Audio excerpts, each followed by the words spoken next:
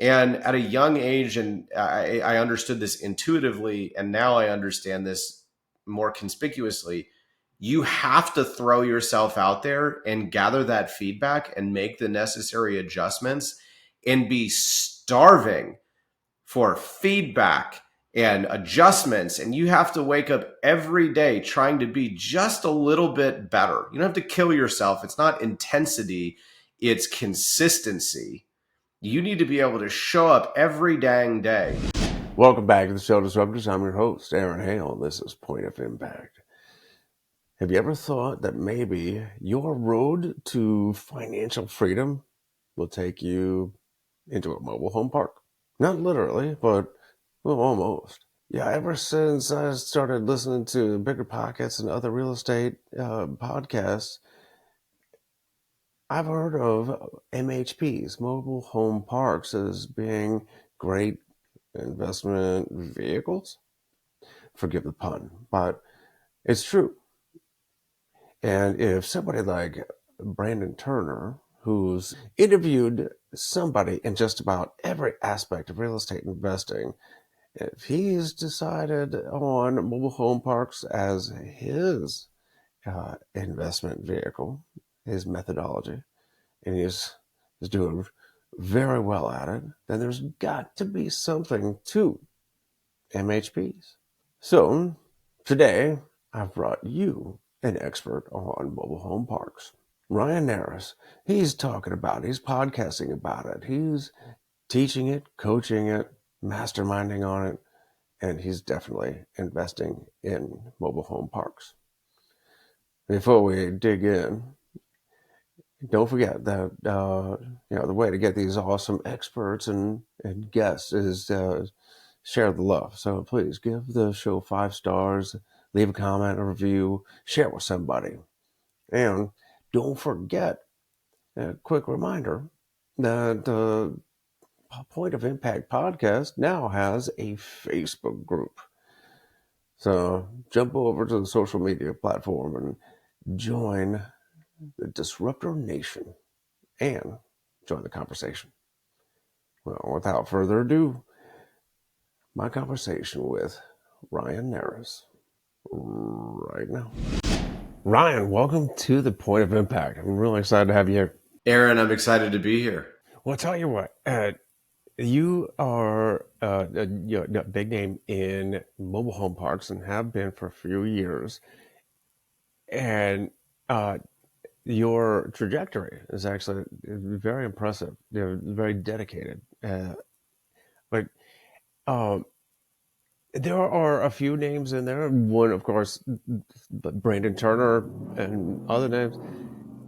And I've been very curious about why you chose mobile home parks over other asset classes in real estate. The biggest reason I chose mobile home parks was from a young age, realized that the difference that I wanted to make in the world, it was quite simply to help people get their education. So I had a learning disability growing up, but I had parents who cared. I had parents who had patience, God bless them. And they had at least enough money to make sure I was properly medicated, treated for, and was allowed the opportunity to go and get my education. At a young age, some of my volunteer work revolved around tutoring underprivileged children. And at about 16 years old, I realized how lucky I was. And my family always taught me to be the change you want to see in the world, which is particularly relevant right now with the elections, where people think they're going to vote and make a difference. Well, the reality is, this wonderful country we live in the United States of America was made by people being the change that they want to see in the world. JFK said in that famous speech, "Ask not what your country can do for you, but what you can do for your country." And for me, I realized how lucky I was. And I tried to go out and have an impact. But the reality was, I can't tutor every single underprivileged child in the country. I can't realistically scale a big charity, or I guess I could go be a part of one, but that to me didn't quite feel like it fit with my passions in terms of I had an itch to start a business always, and nonprofit didn't really jive with that. So the question I was trying to solve for here, more or less, how can I start a business because I'm pro capitalism? How can I make an impact, be the change I want to see in the world? And specifically, how can I merge my charitable goals with my professional goals? And there is no better way to do that than focusing on affordable housing in the United States of America. And one more big, somewhat funny reason, Aaron, that I picked mobile home parks. This is a true story. I grew up middle class. I had never been to a mobile home park until 2015. I drove through and immediately was terrified. I mean, whatchamacallit, chills went up and down my spine. I thought I was going to get stabbed or robbed or all sorts of crazy things because of what Hollywood projects these communities as. And once the shock wore off, I realized, oh my goodness, there is an artificial barrier to entry because it's not a sexy asset. In other words, the economics could be fantastic, but people are going to deem these assets as risky just because of what it is, right? Not what it actually is, but what they perceive it to be. So, in other words, the human bias that will be injected into this asset class will be just dead wrong. And I grew up a really dorky, quirky child. And for a lot of reasons, I felt misunderstood. And I felt like mobile home parks solved a lot of issues. I still think that to this day. And I felt like they were misunderstood, and they still are today, just like me. So, in other words, it helps me with my charitable goals. It's a business I can scale in real estate, and it's a misunderstood asset, just like little Ryan as a child was misunderstood. So, it fits, this asset class has fit me like a glove, and I'm in love with it, and I'm a lifer. How long have you been married? I have been married 9 years as of last week. Okay, so almost newlyweds when you got started in mobile homes. We started the mobile home park business in July of 2015, and we got married in early November of 2015. So I got married to the mobile home parks before I got married to. I don't know about your wife, but I kind of had to drag my wife kicking and screaming into real estate. Actually, into just about every crazy adventure that I was starting a fudge company, buying our first real estate, property, all this kind of thing. Was your wife on board with this with this dream of yours? No, she hated it. Actually, I dragged her kicking and screaming. I'm glad you brought that up, Aaron, because I have an episode on my podcast, Mobile Home Parks in Real Life, MHP IRL. Stress the IRL part. It is very raw. It is nothing sexy. I don't have anything for sale on that podcast. And the second episode of that podcast is called Spousal Buy-In. And it is an episode where my wife and I talk about how hard it was up front because my wife wanted absolutely nothing to do with it.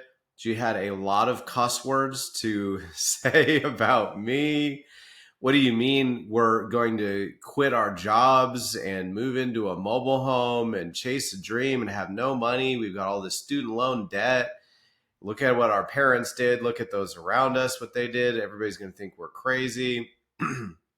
But ultimately, what made that episode so beautiful, by the way, that's the most complimented episode that I get, even though it's one of the least listened to, which I think it's because if you're single, you skip the episode. If you're in a serious relationship or married, you love the episode. And it is a beautiful story that is really about marriage and partnership told through the lens of entrepreneurship.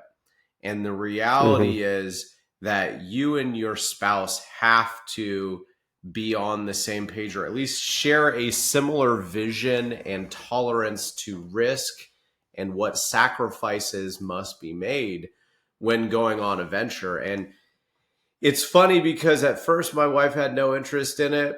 And now I've asked my wife this more than once. Hey, if we go bankrupt, what are we doing tomorrow? And she says, we're moving back into a trailer, baby. We're doing it all over again because I'm in.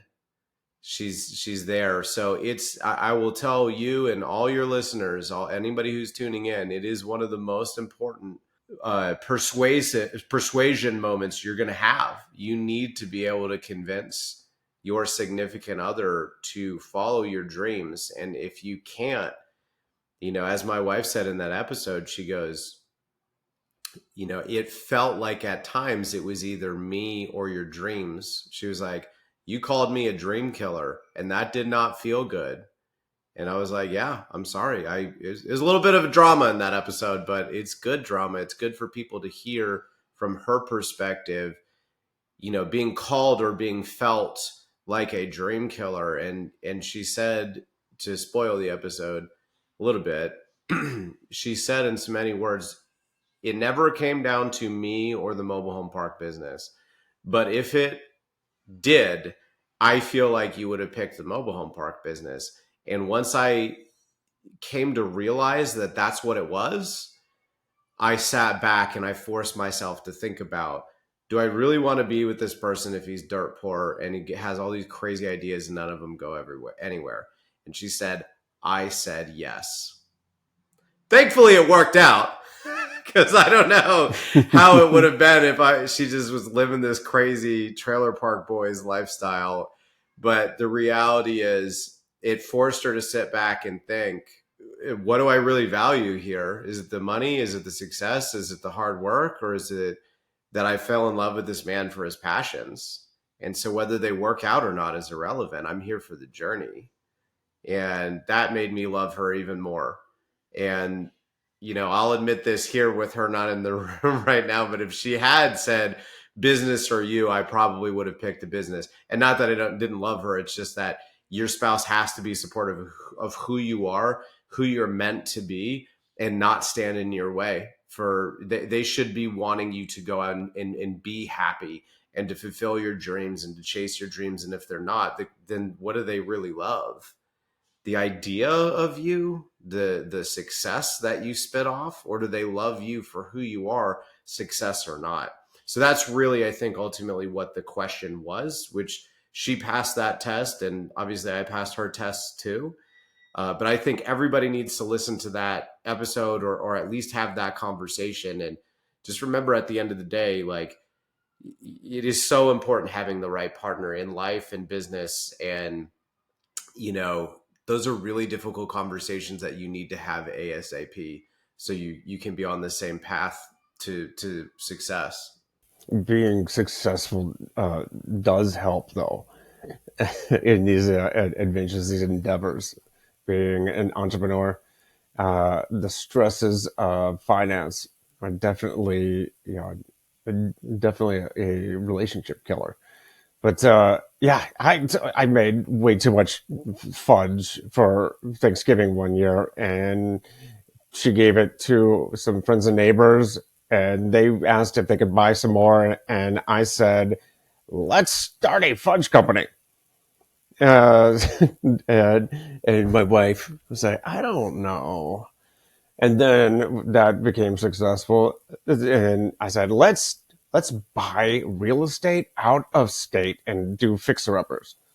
And she goes, I don't think that's a good idea. Come on, it'll be great. Thank goodness they were successful. Otherwise, I might be single. But uh,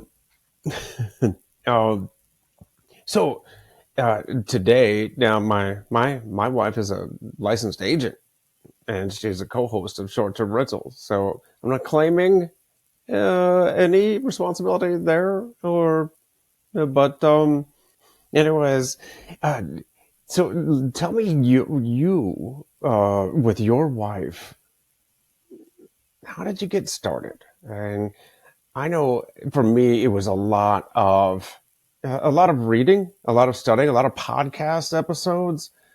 I just devoured everything I could. What was the education path for you?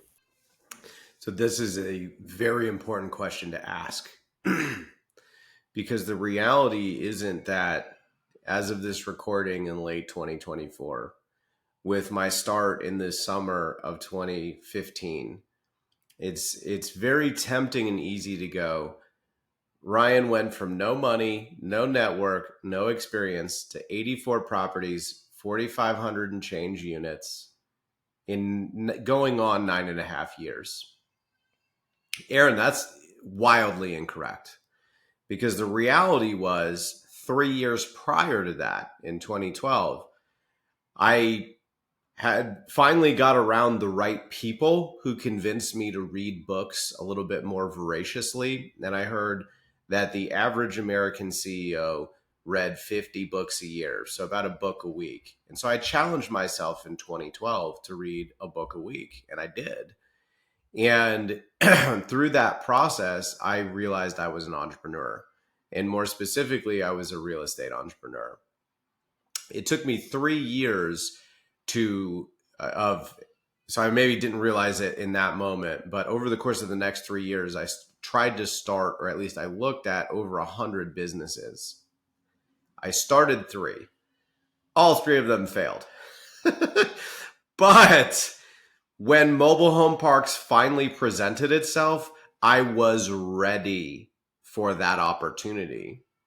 So I don't really feel like it's fair to start this story in July of 2015 when I discovered mobile home parks, because the reality was 3 years prior, I had committed myself to learning in any means I could, more than just reading books. I also networked my tail off and went to courses as I could afford them and started businesses, even though they didn't go anywhere. And prior to 2012, I sold cars. I had a psychology and statistics degree from Wake Forest University as an undergrad. So I sold cars for 4 years. And I got my master's in business from Wake Forest University. So there is a lot of education that went in many years prior to even discovering mobile home parks. But that preparation allowed me to be ready when the moment hit. Now, here's another really relevant point. I was not full time in mobile home parks until June of 2017. So I started in July of 2015. I did not get full time until June of 2017. Getting full time involved quitting my job for Wells Fargo. Fantastic bank, fantastic job. I just was meant to be an entrepreneur. So it took me 2 years to have enough money coming in to quit my job. And that involved moving into a mobile home on a property we just closed, serving as my own property manager, finding other ways to make money too, because I was only making about $35,000 a year.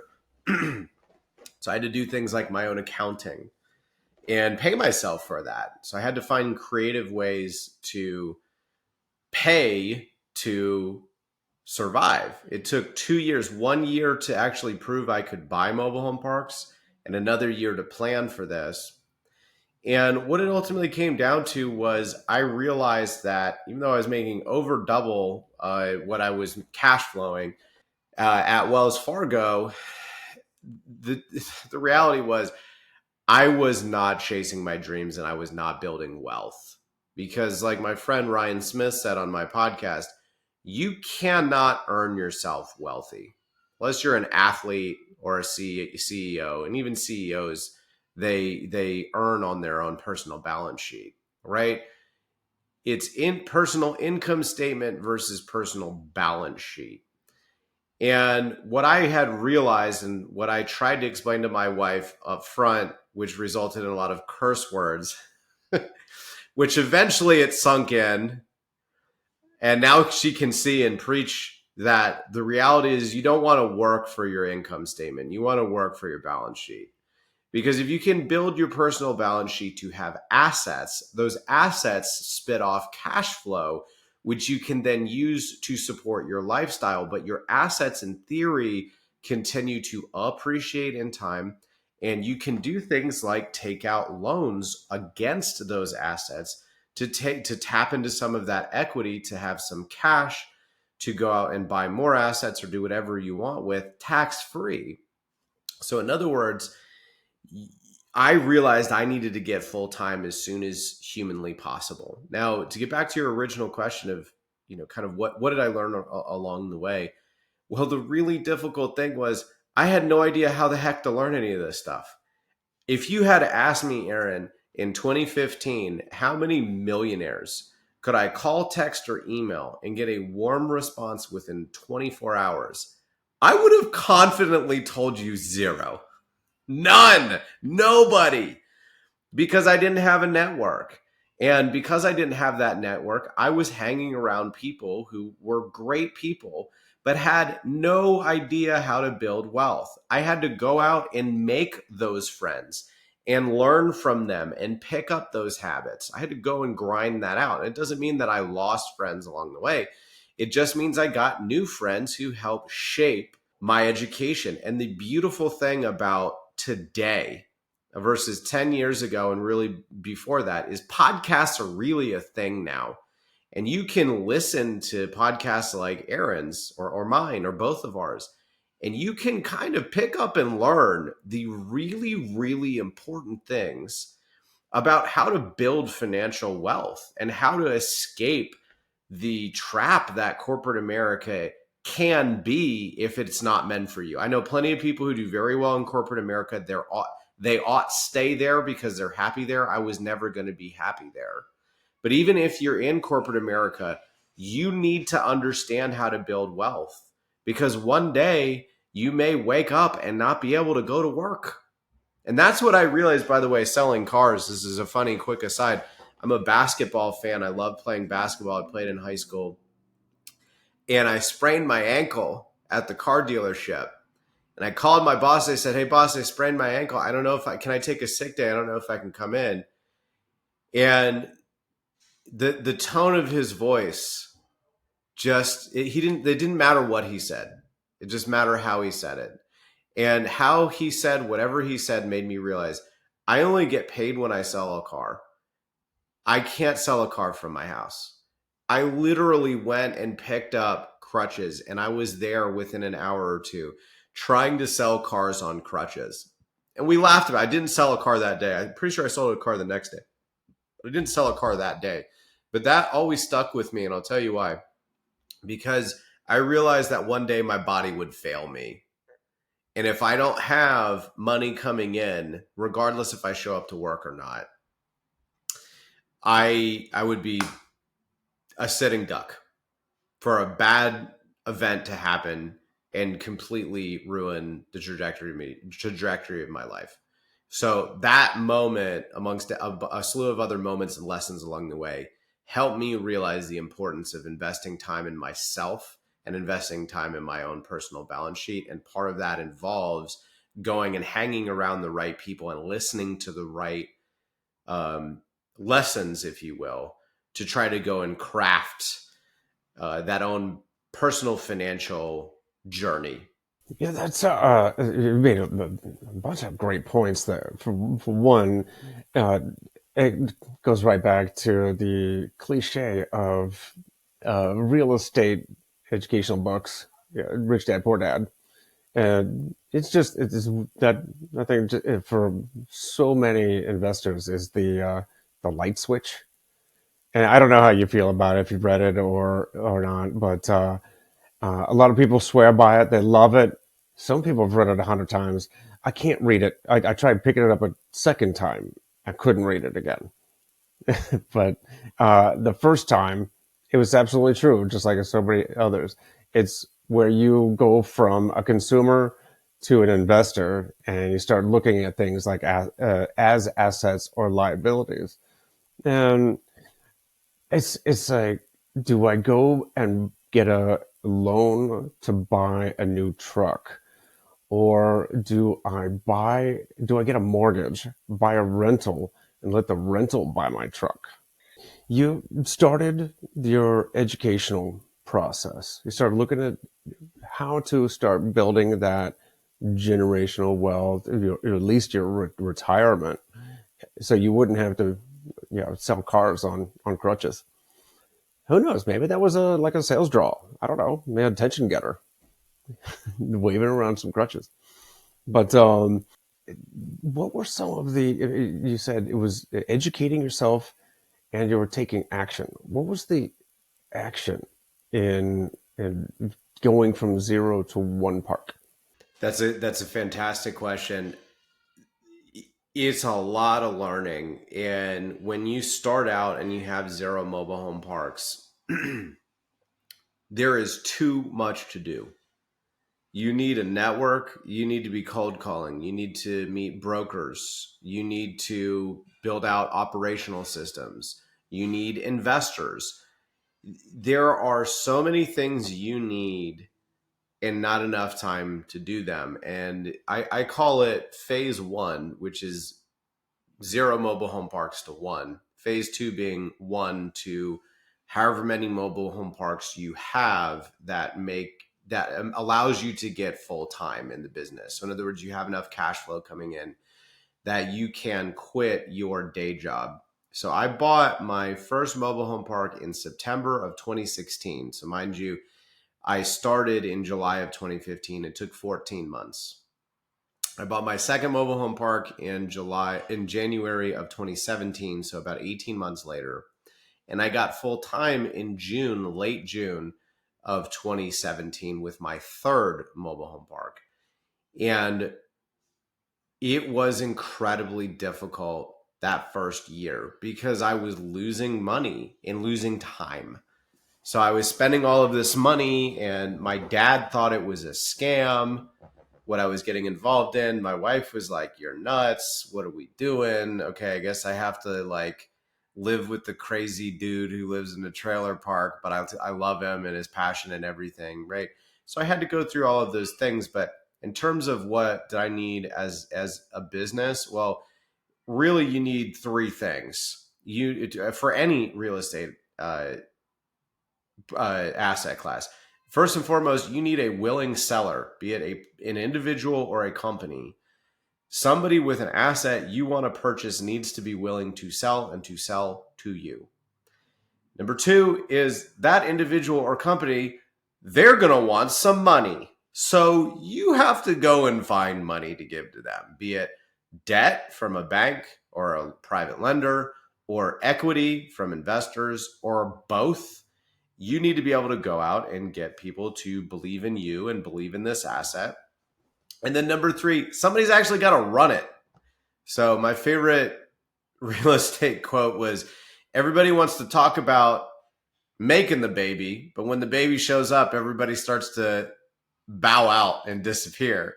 So somebody actually needs to make sure that the business plan gets executed and that the rent comes in and that your clients, your residents are happy. Aaron, I realized I could do two of those things. I could, as a salesperson's background, I could convince people to sell me their mobile home parks. I also realized I could operate. So I could pay myself a salary to go and be the property manager, the accountant, the whatever was needed at the time. You needed someone to swing a hammer to rehab a unit. You need someone to cut the grass, whatever it may be. I went and I looked at a pro forma and I said, you know what? There's a lot of guaranteed outs.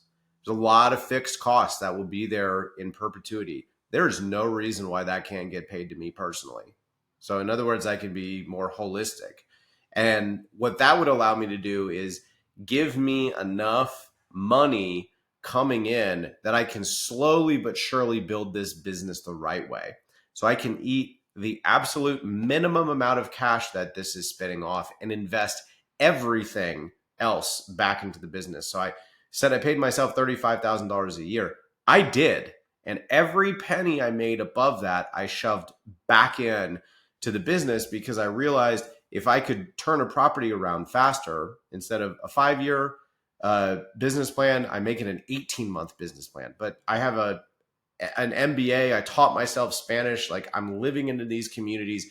I'm going to make this go way faster because I'm going to be boots on the ground.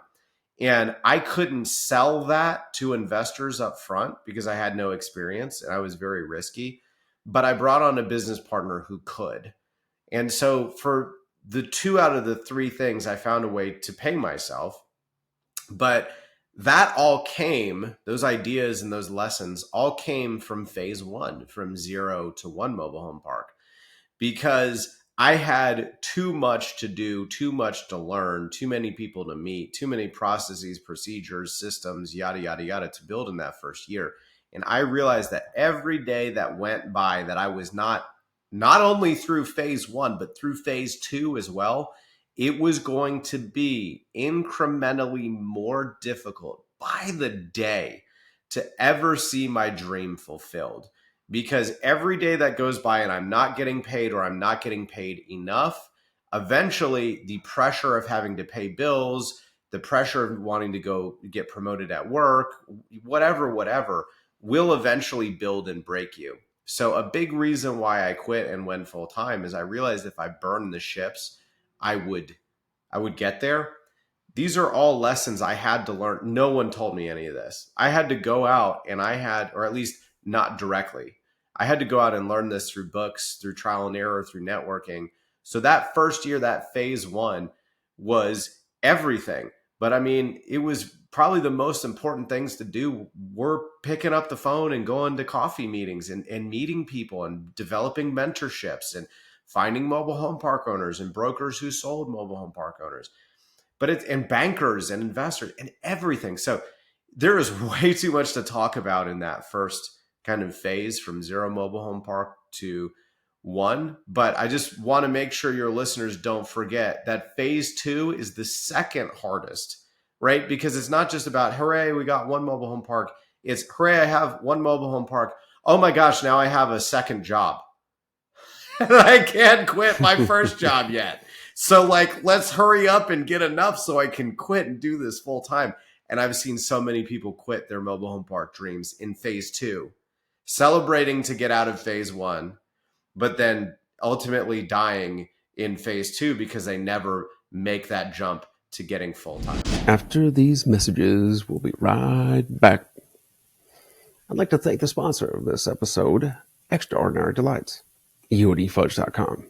Extraordinary Delights is a disabled veteran, family-owned small business making handcrafted fudge and other sweet treats for the chocolate-loving patriots just like you. Go to EODFudge.com and check out some of our delicious flavors like triple threat chocolate with or without walnuts, mint dark chocolate, strawberry and creamy white chocolate, or my personal favorite, American Pick-Me-Up, an all-American version of tiramisu. While you're there, go to the apparel store and check out our awesome t-shirts, polos, and the baddest tactical apron on the market. You see me wear on the TikTok show, Aaron Hale's Cook Without Looking. So, right now, go over to EODFudge.com and pick out some fudge, other sweet treats for that patriot in your life with a sweet tooth. That's EODFudge.com. EODFudge.com. And now, back to the show. It kind of sounds like the 10 times is easier than 2 times. Getting one or two is a whole lot of work, but once you've got it figured out, you've got the systems and the scale behind it. You've got your team together. And how did you meet your partner? It's Ian, right? Ian and I grew up in the same neighborhood.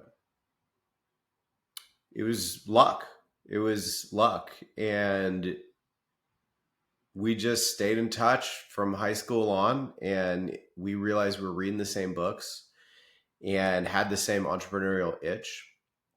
And then the stars just aligned. And people ask me all the time, how do I find business partners? And I got to tell you, it's incredibly difficult. It's like trying to find a wife. You just have to go out there and meet people and see who you like and who likes you back.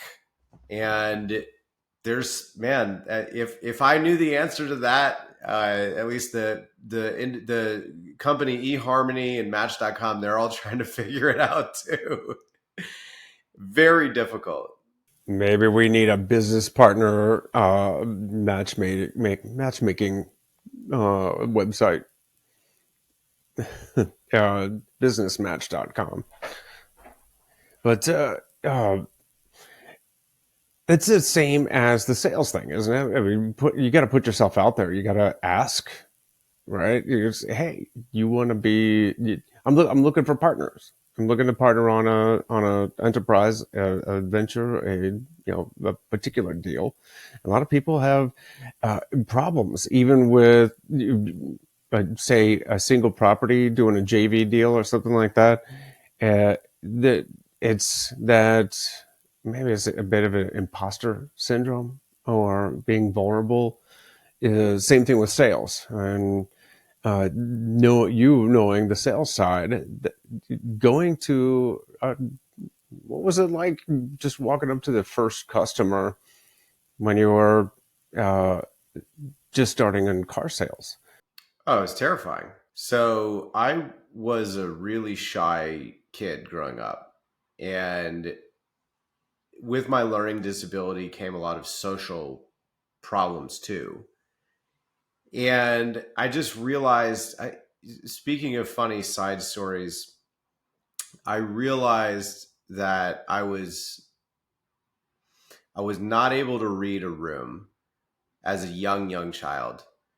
And I don't know what happened or when it happened or why it happened, but one day I just realized, I think it was seventh grade, I just realized people don't like me. I am annoying. And and I mean, outside of my family, most people cannot stand me. So I was attention deficit disorder, and I was off the wall, and I thought it was fun to annoy people. And if you read up on ADHD, that's not uncommon. Like a lot of ADHD children have a lot of social issues, and they have trouble connecting with people and making friends and all that jazz. My solution to that Mm-hmm. in seventh grade was to just shut up and watch everybody else and then try to imitate. That actually helped me develop a passion for psychology. But flash forward to 10th grade, and I never spoke up and never said anything ever. And I probably deleted about 3 years of social development by shutting up for 3 years, on top of already being way behind everybody else. And so I had serious social issues growing up. I remember in 10th grade, the cute girl from Halloween she walked by my house almost every day, and I always played basketball right after school. And one day she walked by my house and then just turned and started walking up the driveway towards me. And I realized in that moment, like, oh no, uh, I now have to talk to this woman, or this young woman, or young teen, or whatever, however old we were. And I have no idea how to do that because I've shut up for the last 3 years. And years prior to that, I was incredibly annoying. And my solution to that moment was just to laugh really hard and uncomfortably. And that girl ended up being my first girlfriend ever, because eventually I said, you know what, I'm just going to put myself out there and just try to watch and observe the feedback and adjust myself until I figure out a way to do this. Because sitting back and watching others and then trying to imitate it, but then being too afraid to imitate it and be wrong, that it wasn't working for me.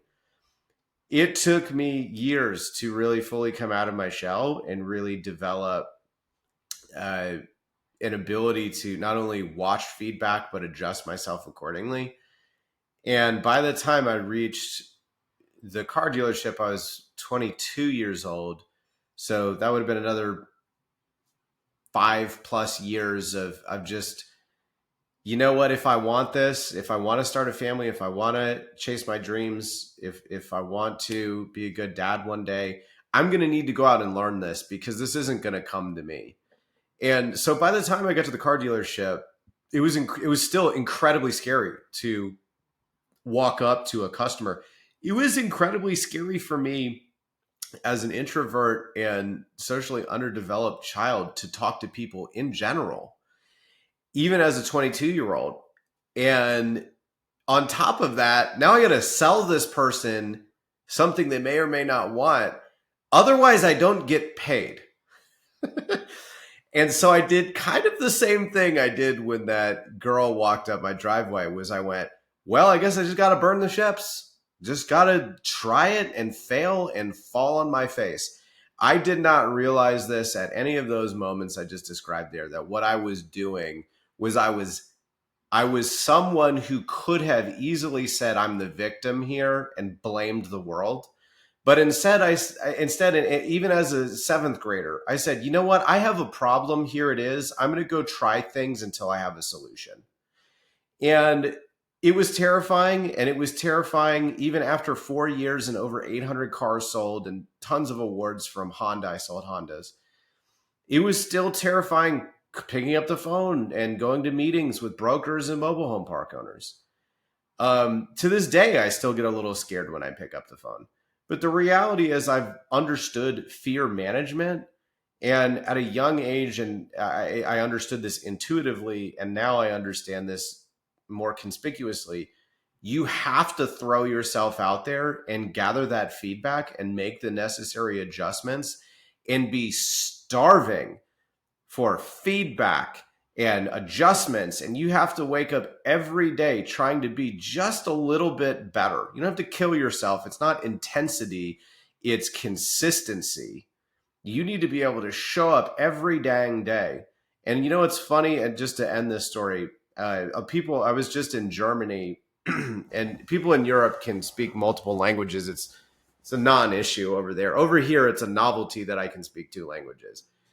And so like when I bump into the Americans over in Germany and they're like, man, how did you teach yourself Spanish as an adult? Like you don't have any Spanish in you.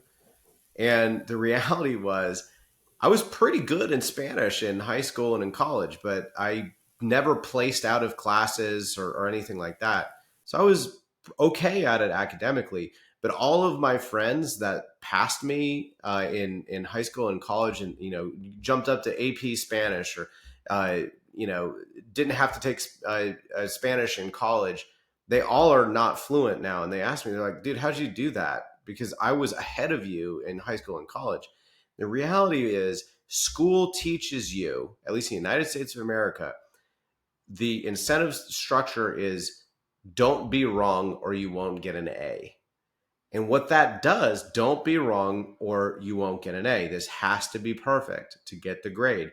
And what that does to kids, it creates a fixed mindset.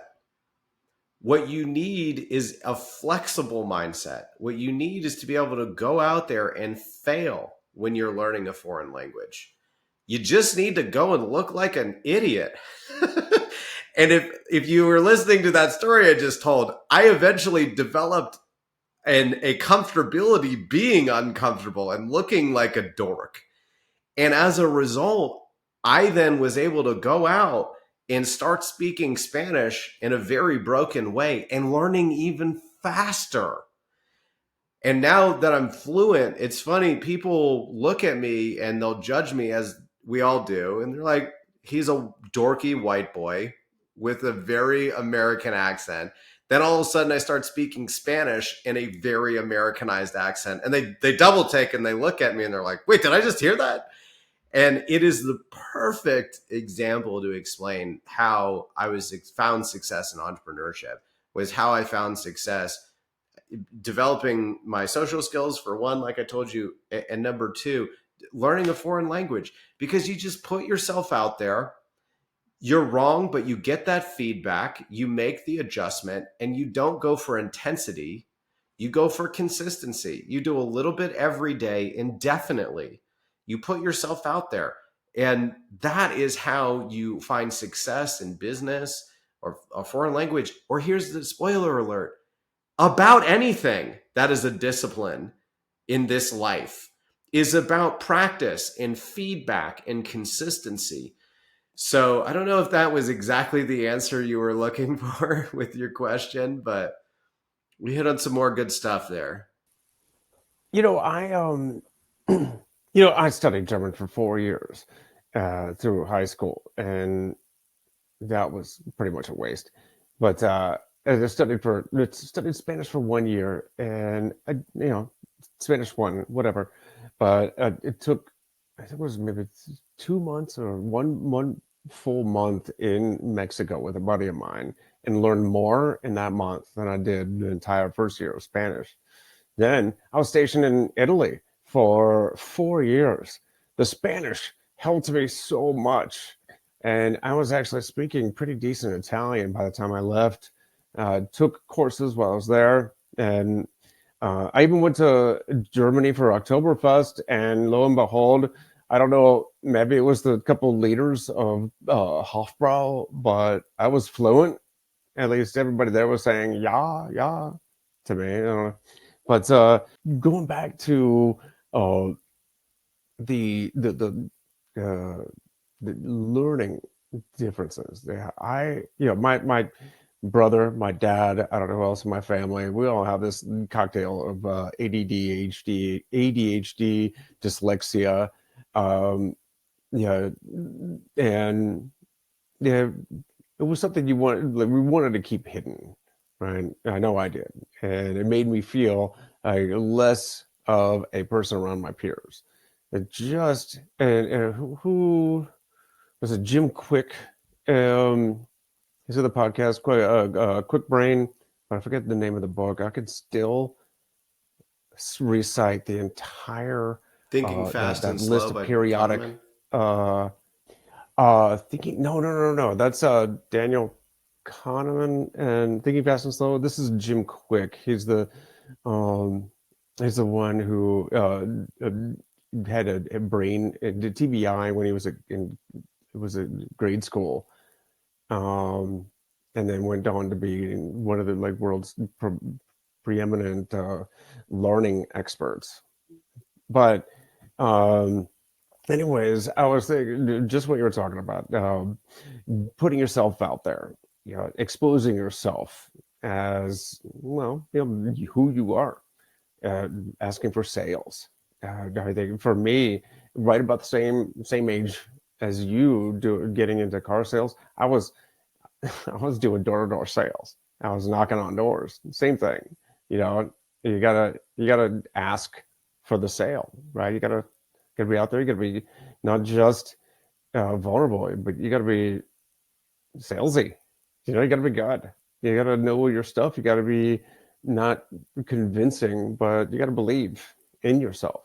It takes time, it takes practice, and it takes confidence. It's not an overnight thing for not for most people. Uh, Confidence comes with competence, right?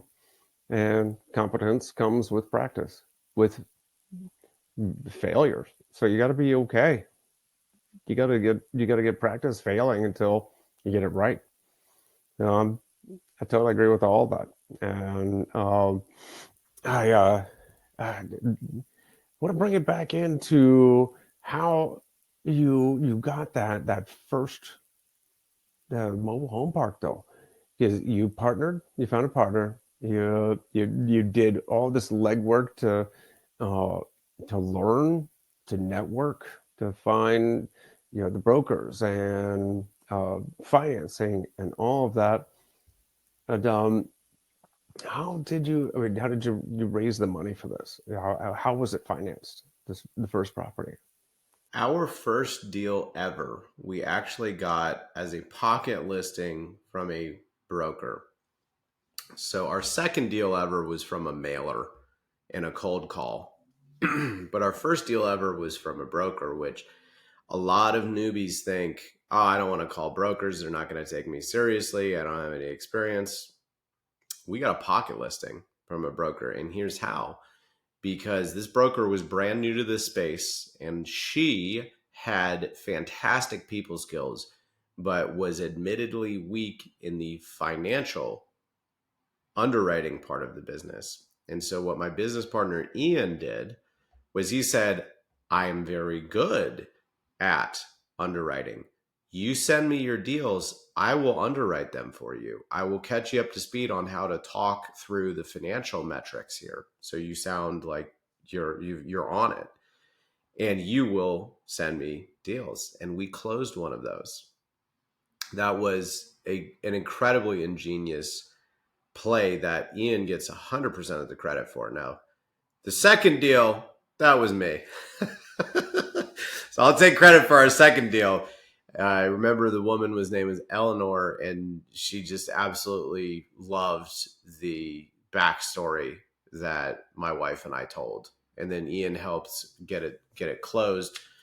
But we were a good 1-2 punch, so we like to jaw at each other for who got what deal. But ultimately, it's a healthy, excitable camaraderie and competition. But for that first deal, we got it off market from a broker, and we had a very limited network. And so we reached out to someone who appeared to have a very robust network.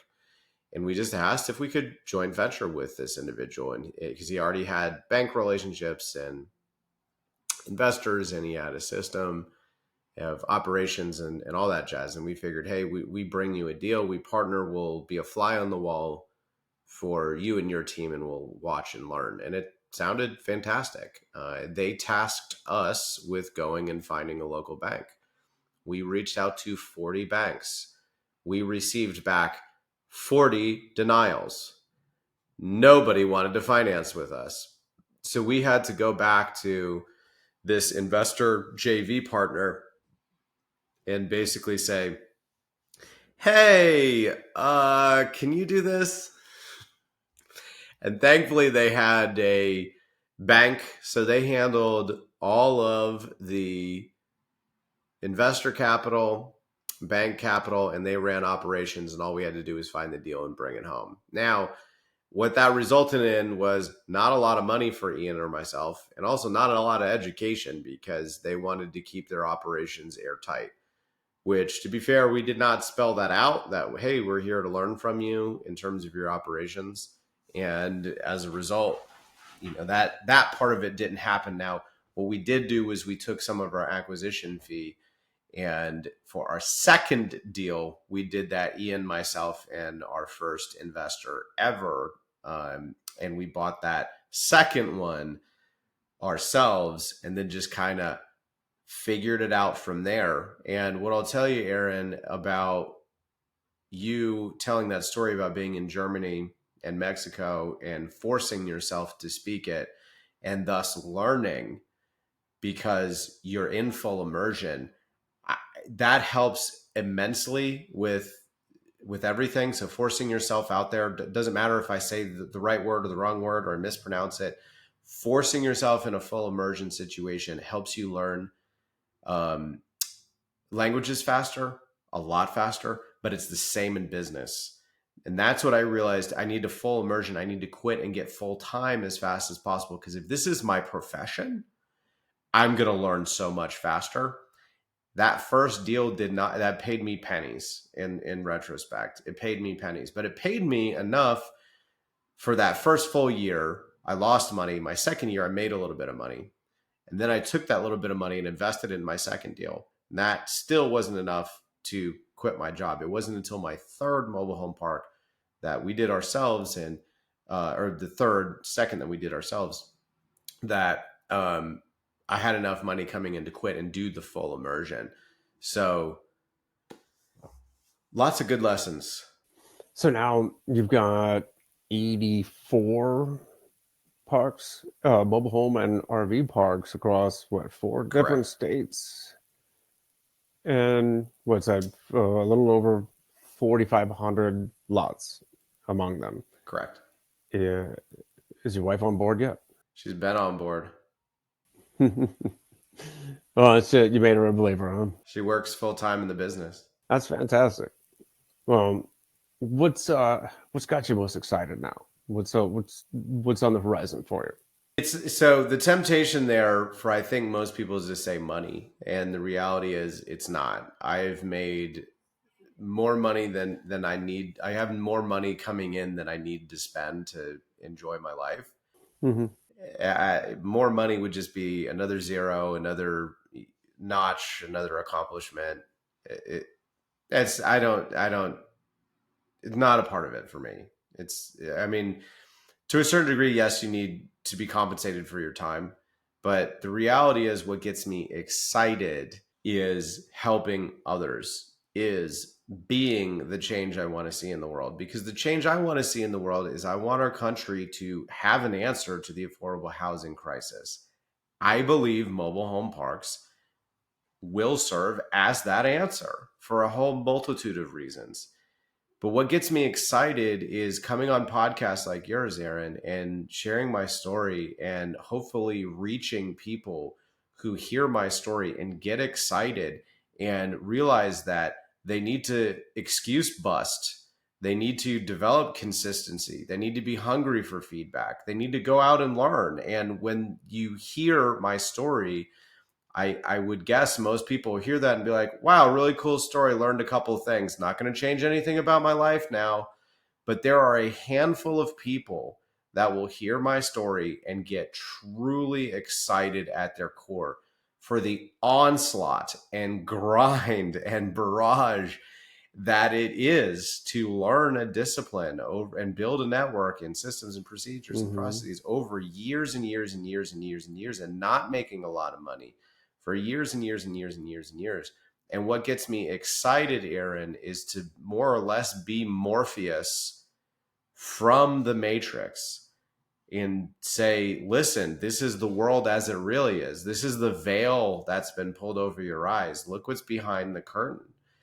And hopefully I'll reach enough people like me and either directly or indirectly through podcasts inspire them to go out and be good people and good business owners.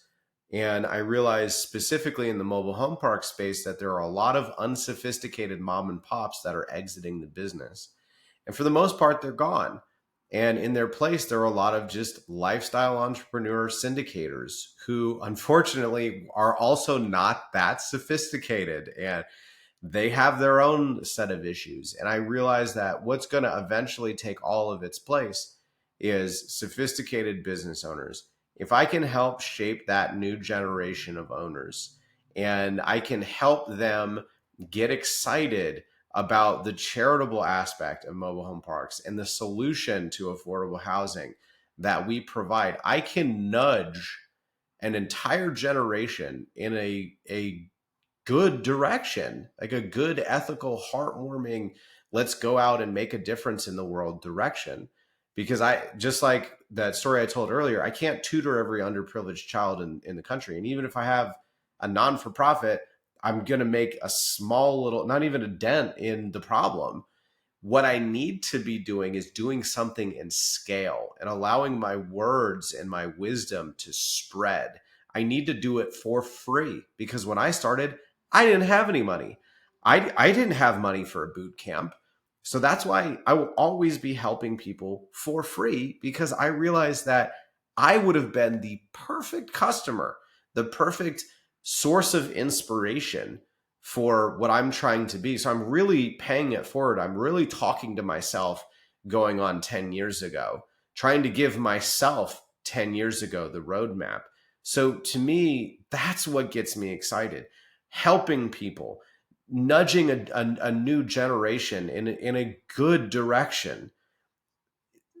everybody needs to make money. That's a part of it, of course. But for me, that's way down the list. What gets me up and through bad days is knowing I'm making people's lives better and inspiring others to do the exact same. You know, you should have a podcast. I have two.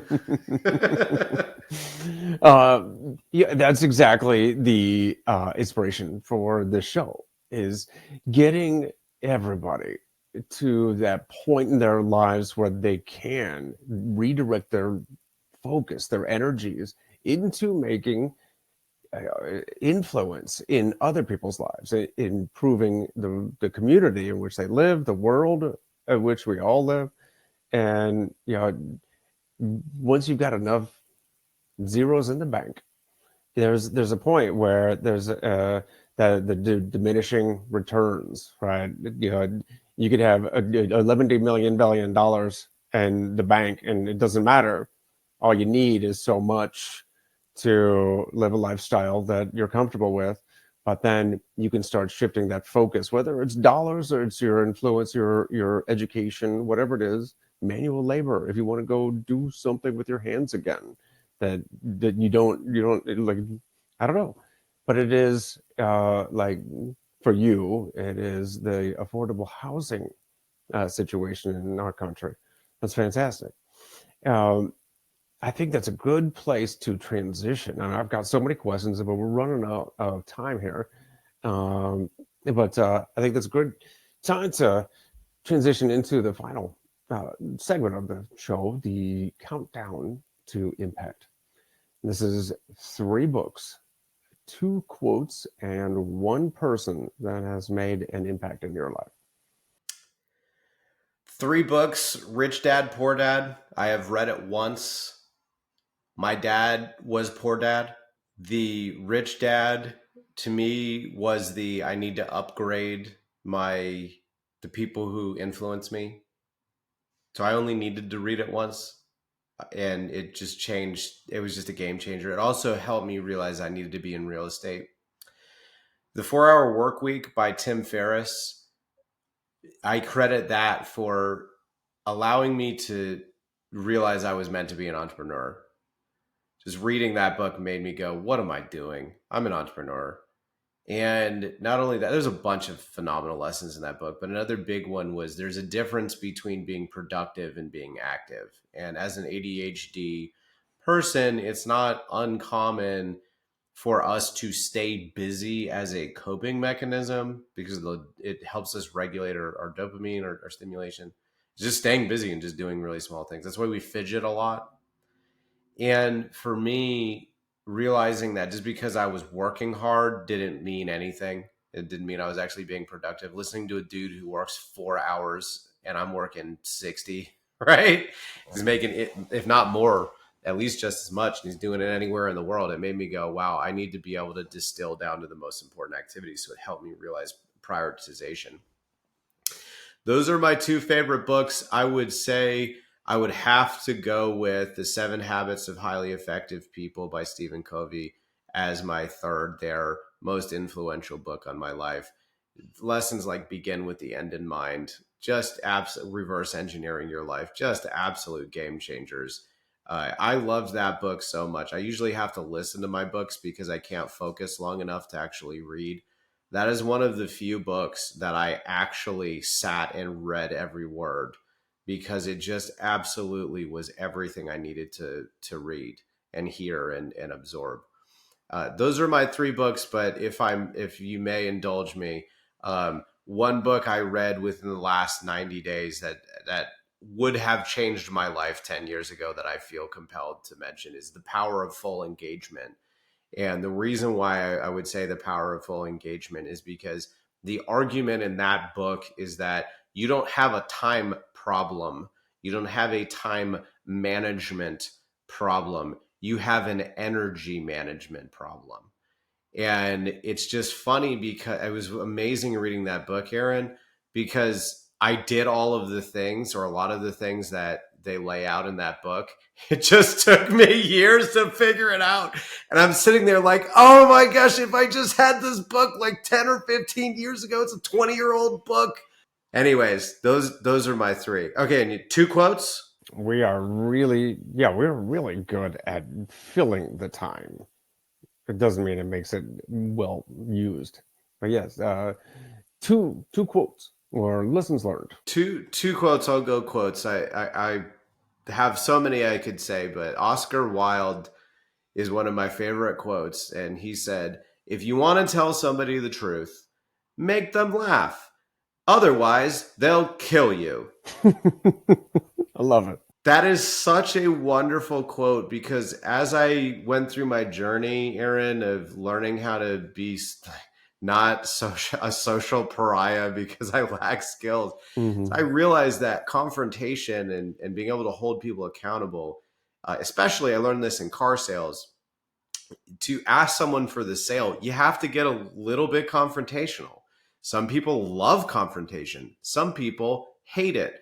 Most people are somewhere in between the two. And you have to be able to scale forward or back the level of confrontation you have. And the beauty about humor is you can tell somebody something very difficult to hear. And this goes beyond just crucial conversations.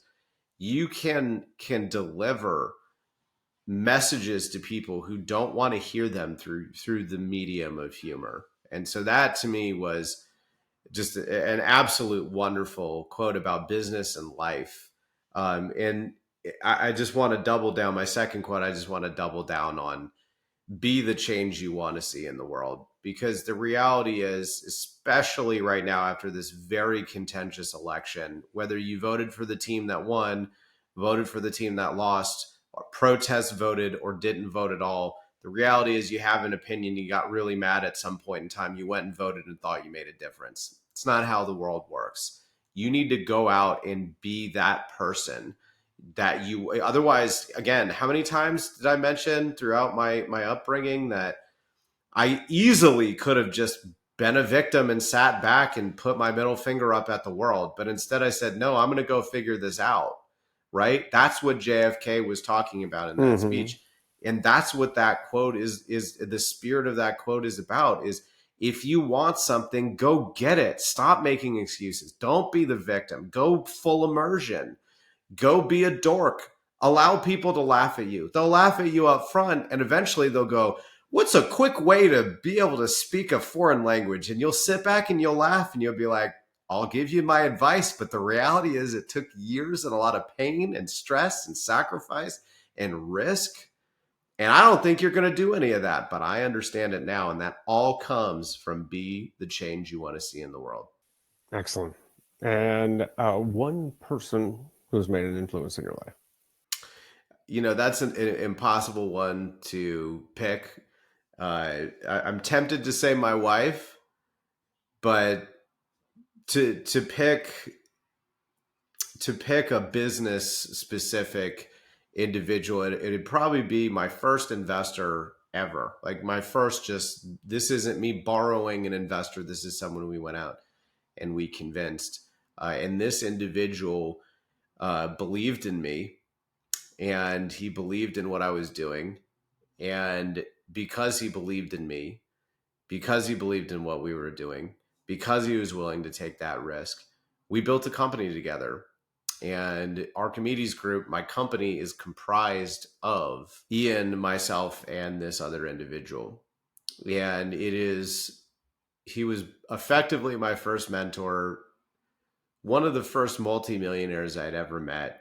And because of him and the lessons he taught me, and the moments in time that this guy had to deal with my mistakes, and believe me, I made a lot and I still do make mistakes all the time, but the rookie mistakes that he sat back and he was okay with, it taught me more than just the direct lessons he taught me about real estate, but how he behaved as a business partner, as an investor, taught me how to run a business, at least from a how to manage the egos that are necessary when you're raising money and when you're trying to have an organization, because he was the chief investment officer at a big multi-billion-dollar REIT.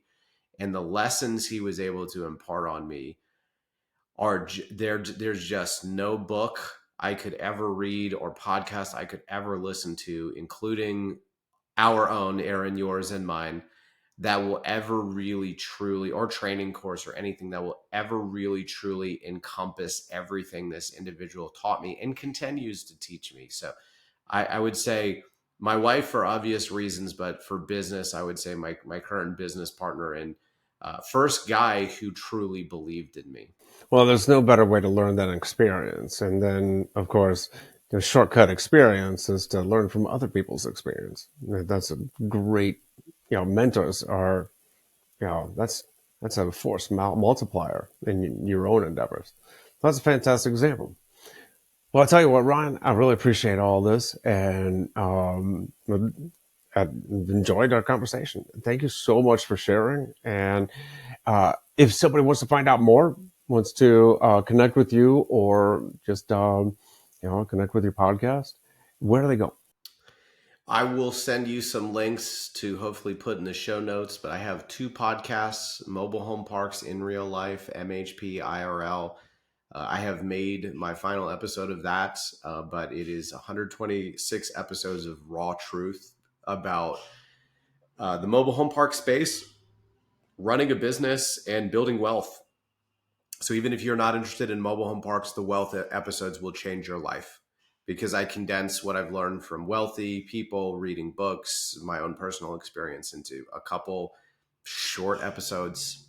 You need to tune in. And then my new podcast is called The 30-Day Mobile Home Park.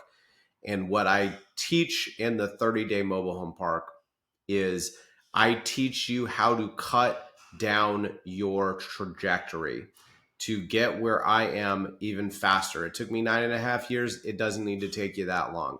I will give you the tools and equipment and everything you need to get there. And my business partner, Michael Panzolini, he comes from the institutional realm. So he brings 10 years of institutional knowledge and tools to the table. I bring a scrappy, started with nothing over the course of about a decade tools to the table. So it's institutional level tools for the individual investor.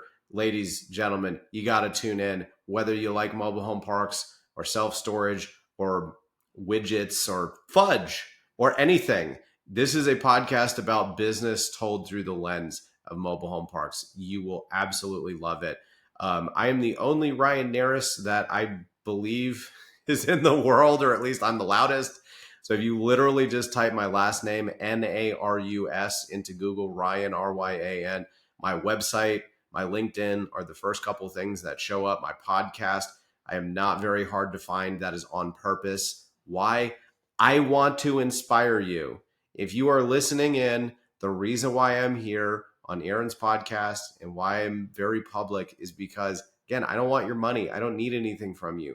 What I need is I need to get good wisdom out into the marketplace for free so it can be shared, so more good people can have the tools to go out there and compete and spread goodness into the world. That is who I am. That is who I am about. I am here so you can find me. Do not be shy, okay? I am that little girl walking up the driveway to come and talk to you playing basketball because I want to hear from you. I want to talk to you and I want to help you on your journey. And I don't need a thing from you, just a promise that you'll go out and be a good, ethical person.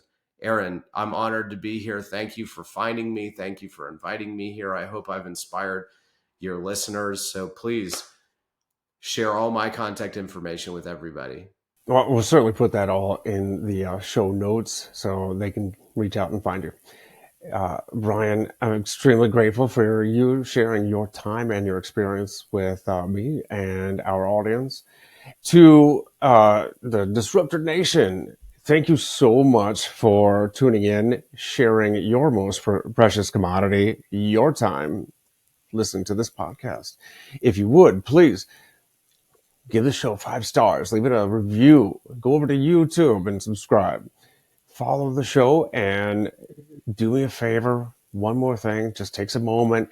Share the link with one or two people in your network that you believe would benefit from getting to know Ryan.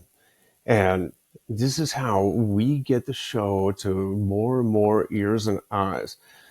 And the more subscribers we've got, the more we can attract awesome guests like Ryan we have here today. And with that, I'll see you next week.